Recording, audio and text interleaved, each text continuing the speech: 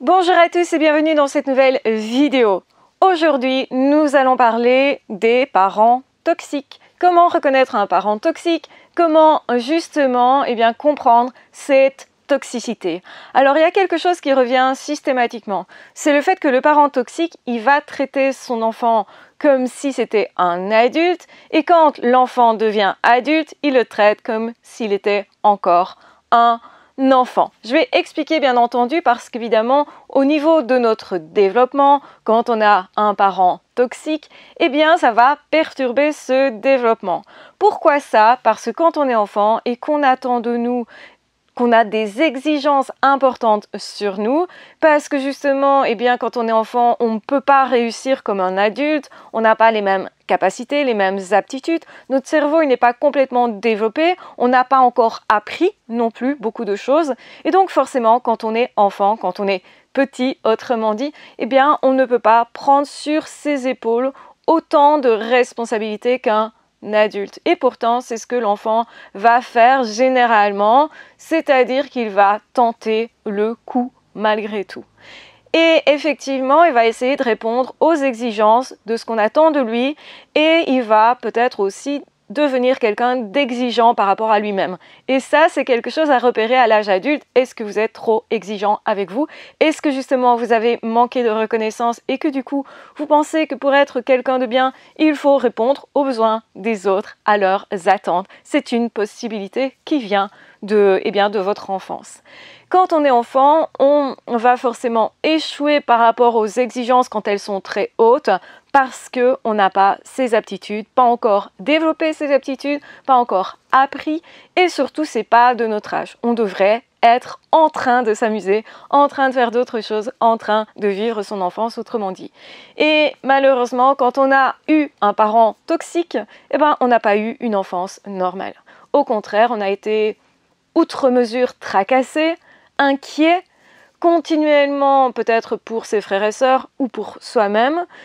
On s'est tracassé pas de choses légères, ça peut être se tracasser pour sa survie, pour son avenir, pour savoir si on aurait ou non à manger, pour savoir si oui ou non on allait être battu, parce qu'on va grandir dans un environnement qui est imprévisible. Plus c'est imprévisible, plus on va chercher à contrôler généralement. Donc effectivement qu'on peut avoir une insécurité intérieure qui vient justement de cette ambiance où on ne savait pas que penser de ce qui allait se produire. Et donc on a du coup appris à s'adapter énormément, à anticiper aussi, à sentir l'ambiance de cette famille toxique pour justement se prémunir, se protéger ou protéger nos frères et sœurs. Du coup, effectivement, ça donne des situations où on a tendance à être plus stressé, à pas savoir lâcher, à justement aussi penser qu'on doit toujours réussir certaines choses.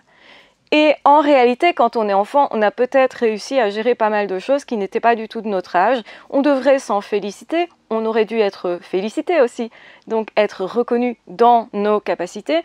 On aurait dû recevoir de l'attention, de l'affection parce que on s'est plié justement aux exigences des autres. Mais au lieu de ça, généralement, on a été oublié, mis de côté, voire même critiqué. Et donc, du coup, ça donne des anomalies du style « je pense que je dois toujours en faire plus » ou « je suis tout le temps dans une attente de reconnaissance qui ne vient jamais » parce que cette attente que j'attendais de mes parents, cette reconnaissance que j'attendais de mes parents, je ne peux pas la recevoir en fait de d'autres personnes parce que j'attendais quelque chose de plutôt inconditionnel. Le problème, c'est que je vais encore attendre à l'âge adulte quelque chose d'inconditionnel qui généralement n'arrive pas, sauf peut-être de la part des animaux. Ça, c'est possible. En réalité, ce qui se passe, c'est que du coup, on va devoir se recabler pour fonctionner correctement dans le monde adulte. Parce que oui, on ne peut pas attendre de la même façon quelque chose d'un ami que ce qu'on aurait pu attendre enfant de nos parents ou de nos frères et sœurs, de notre famille d'origine. Va aussi falloir faire le deuil de ce qu'on a vécu qui était anormal et comprendre que c'était anormal. Si on ne comprend pas que c'était anormal, on aura tendance à le reproduire sur ses enfants ou à se comporter justement sans changer le conditionnement reçu. Évidemment, ça se travaille en thérapie, ça se travaille aussi avec mes formations parce que quand je parle des parents toxiques, je permets aussi de mettre en lumière tous les conditionnements qu'on a reçu. Donc, s'en rendre compte va permettre déjà de décider est-ce que je change ça ou non, mais c'est moi qui décide, c'est moi qui reprends le pouvoir sur ma vie et je ne vais pas me laisser mener par le bout du nez par des événements, justement. Et si on réalise justement qu'on a eu des personnes toxiques autour de soi tout petit, c'est aussi souvent parce qu'on a revécu ça d'une façon ou d'une autre, soit dans le travail, soit par du harcèlement, soit en étant à nouveau en couple avec une personne toxique. Et donc du coup, eh bien, on met le doigt sur « Tiens, j'ai pas encore travaillé ça, il serait peut-être temps justement de m'en défaire ». Si ça vous intéresse, évidemment, je mettrai en barre d'infos les renseignements vers la formation si vous avez eu un parent pervers narcissique et comment aller vers l'épanouissement personnel. Du coup, effectivement, que quand on est adulte, le problème maintenant va être que le parent toxique va se positionner toujours comme quelqu'un qui ne sait pas faire, qui doit être pris en charge et va vous donner des responsabilités toujours outre mesure. Mais surtout, ce parent toxique va vouloir maîtriser votre vie adulte, de façon justement à ce que vous ne soyez pas en train de vous réaliser, de façon à vous faire penser que vous n'êtes toujours pas autonome, que vous n'êtes toujours pas capable de gérer votre vie, que justement vous devriez être en train de faire autre chose plutôt que de vous intéresser à construire pour vous. Donc construire votre vie pour vous, construire vos relations à vous, etc., etc. C'est aussi un parent qui peut se montrer extrêmement jaloux de vos réalisations et les diminuer, les réduire, en train de dire « Ah, tu viens de trouver un travail. Oh, mais non, hein, ça c'est pas un travail à ta hauteur, donc on ne te félicite pas du travail que tu viens de trouver, alors que tu as toi, avancer dans ta vie, en fait. Ou bien, simplement, on va te dire que ce que tu es en train de faire, c'est pas assez bien. Dans tous les cas, ce ne sera pas assez bien. Mais en même temps, eh bien, ce parent va se positionner de façon à ce que, eh bien, tu gères sa vie, ses émotions surtout, et son envie de te rendre coupable. Donc, autrement dit, c'est un parent qui va déverser sur toi ses émotions, et du coup, qui va te considérer être comme un enfant à qui on doit dire eh bien, ce qu'il faut faire. Du style, t'as pas oublié ta clé, t'es sûr t'as dit bonjour ou dis bonjour à quelqu'un, comme on le ferait avec un enfant. Il y a comme ça des façons de se positionner qui sont complètement anormales et qui montrent que justement la génération, donc le fait que normalement le parent c'est un parent et l'enfant est un enfant et qu'il y a des rapports transgénérationnels, tout ça n'est pas respecté. On ne sait plus trop si c'est notre parent, si c'est notre enfant, si c'est notre frère et sœur. Cette personne, on ne sait pas trop comment elle va se positionner en fait, alors qu'un parent doit rester un parent, doit garder son rôle de parent. Et du coup aussi, vous pourriez être très infantilisé dans vos choix et ne jamais oser créer dans votre vie. Et c'est là le gros souci aussi. Vous allez ne pas oser vivre, ne pas oser tenter et donc échouer. Vous aurez tellement peur de l'échec justement et vous vous sentirez tellement nul face à un échec que vous ne tenterez rien. Et parfois, on voit comme ça des personnes qui ont grandi dans des familles toxiques être toujours en train d'habiter chez papa-maman ou d'être toujours à proximité de chez eux ou justement de ne jamais avoir été en relation amoureuse ou ne jamais avoir osé faire un voyage dont ils rêvaient. Donc c'est vraiment sacrifier ses rêves à ce parent toxique. Et c'est comme ça qu'on sait aussi que c'est toxique. Normalement, un parent sain vous pousse à réaliser vos projets, vos rêves, vous encourage, n'est pas toujours d'accord avec vous, ça c'est une réalité aussi, peut avoir peur pour vous, mais quelque part, c'est pas un parent qui va vous empêcher de vous réaliser. C'est l'inverse normalement. Quand on a un enfant, ce qu'on cherche à faire, c'est développer en cet enfant ses capacités pour qu'il puisse un jour se débrouiller seul. Normalement, c'est ça, être parent. Du coup, ici, on a le mécanisme inverse. En fait, l'enfant n'ose pas vivre sa vie parce que ce parent va prendre aussi beaucoup de place dans sa vie, va venir s'installer chez son enfant, par exemple. Et du coup, on va se retrouver à nouveau avec ce parent qui va avoir des exigences généralement très hautes, des exigences de présence, sois présent pour moi, fais toujours pour moi à manger, fais ma lessive, etc. Prends-moi en charge en fait. Ça aussi, c'est une demande anormale. Évidemment, ça dépend de l'âge de votre parent, mais c'est déjà quelque chose qui existe quand le parent est encore jeune. Quand il a 40 ans, ben, un parent sait tout à fait normalement gérer sa vie. Peut-être qu'à 80, effectivement, eh bien, le parent en question ne sait plus trop quoi, est peut-être atteint de démence et a besoin d'aide, ne sait plus physiquement porter quelque chose, a besoin qu'on fasse ses courses, etc. parce que ce parent ne sait plus se déplacer en voiture, mais c'est un parent qui a su en réalité. Et ça, c'est quelque chose de normal. C'est-à-dire qu'un parent plus âgé peut demander de l'assistance de son enfant, mais généralement, il va être reconnaissant, ça c'est la différence. Il va aussi essayer peut-être de ne pas trop être une charge. Il va aussi effectivement gratifier l'enfant en reconnaissant ses efforts, en étant content de cet effort-là fait pour lui. Et aussi parce que ce parent, généralement, il va chercher à faciliter la tâche des autres et non pas à envenimer les choses.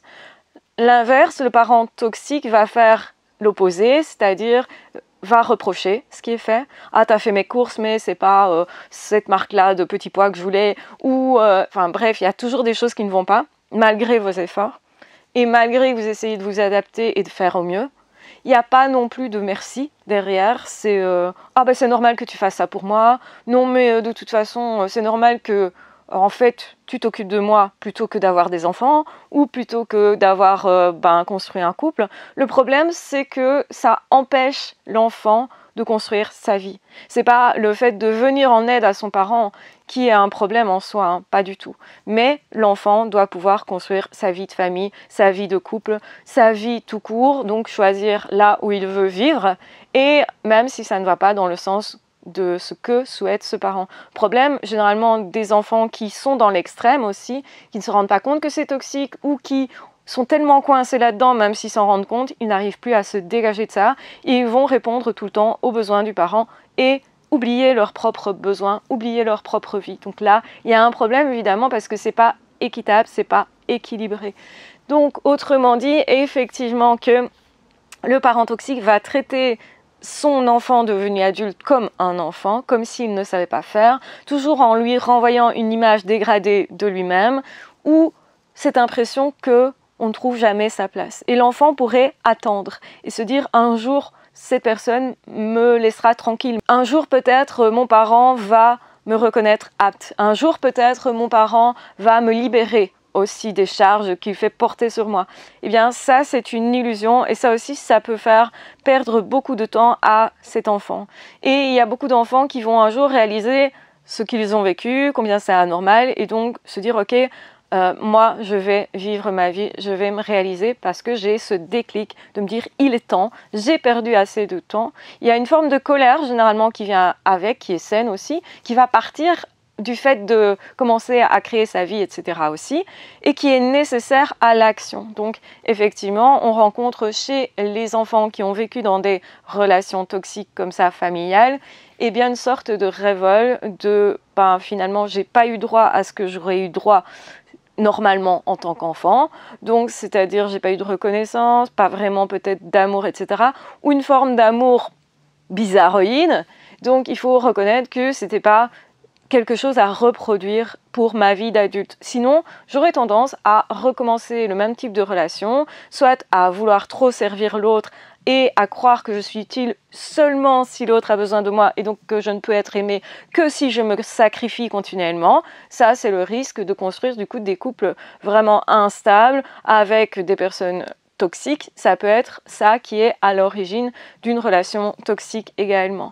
Évidemment, il y a plein d'autres explications possibles. Si vous souhaitez aller plus loin, eh bien en barre d'infos, vous trouverez un lien vers ma formation qui vous permettra de vous réaliser, de vous épanouir et de prendre en main votre vie pour vous réaliser vraiment en comprenant tous les mécanismes qui se sont joués et aussi en choisissant qu'est-ce que je fais de ça, parce que c'est un choix qui est très personnel. Il y a peut-être des choses qui nous arrangent aussi là-dedans parce que parfois la personne toxique va aussi mettre à disposition certaines choses pour son enfant qui pourraient être à son avantage. Donc l'enfant doit aussi comprendre qu'il est peut-être devenu très autonome justement par le fait d'avoir dû porter beaucoup de choses enfant. Donc il y a le côté négatif, mais il y a toujours un côté positif. C'est aussi arriver à détecter ce qui était bon pour soi là-dedans et quelque part faire la paix avec ça pour justement pouvoir déployer sa vie. Et voilà ce que vous encourage à faire cette formation.